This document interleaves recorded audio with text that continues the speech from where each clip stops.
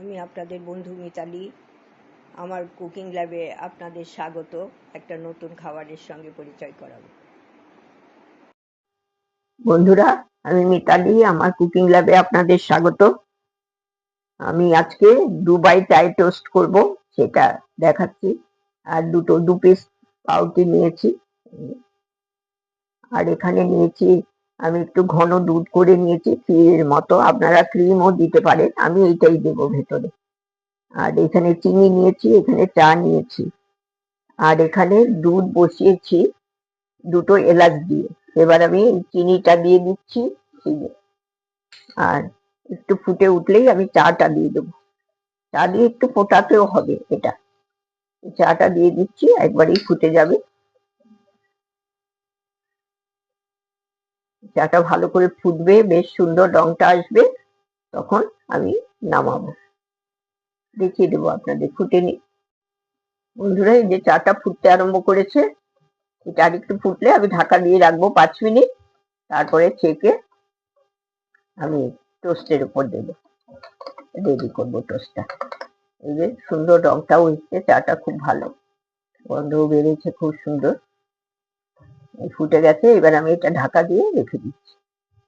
বন্ধ করে দিচ্ছি গ্যাস, ঢাকা দিয়ে। বন্ধুরা, এটা তো ফুটে গেছে, আমি এটা নামাচ্ছি, ছেঁকে নিচ্ছি, দেখিয়ে দিচ্ছি। এটা সুন্দর রংটা এসছে।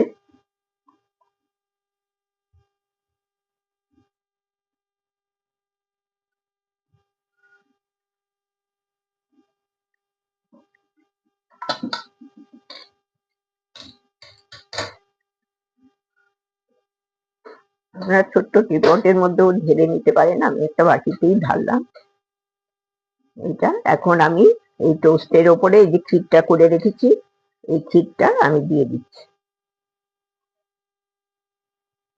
খেতে খুব ভালো লাগে। এই টোস্টের ওপরে ক্ষীরটা দিয়ে দিচ্ছি, একটু মোটা করেই দিচ্ছি, তাহলে খেতে ভালো লাগবে।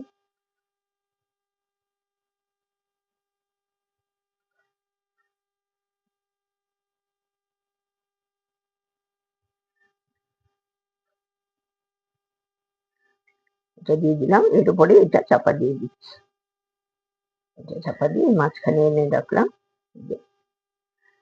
এইবার আমি এটা এর উপরে এই চাটা, তৈরি করা চাটা এর উপরে ঢেলে দেবো আমি আস্তে আস্তে। সবটা ভিজবে।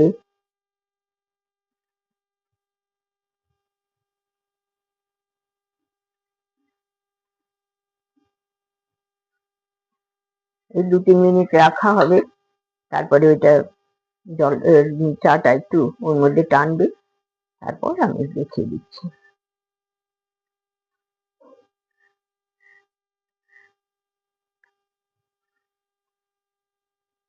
বন্ধুরা, এই যে দুবাই টাই টোস্ট আমার রেডি। আমি এটা দেখুন কত সফট।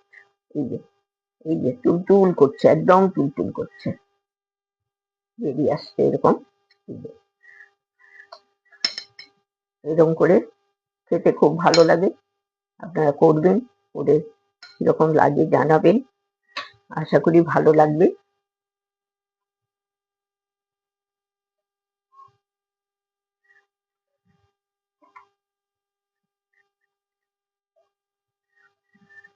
খুব ইজি। কেউ এলে বসিয়ে রেখে করে নিয়ে আসবেন, যেরকম চা করেন, সঙ্গে টোস্ট করেও নিয়ে আসবেন। দুবাই স্পেশাল এটা। সম্পূর্ণ ভিডিওটা দেখবেন, কিরকম লাগলো জানাবেন। ভালো থাকবেন, সঙ্গে থাকবেন। ধন্যবাদ।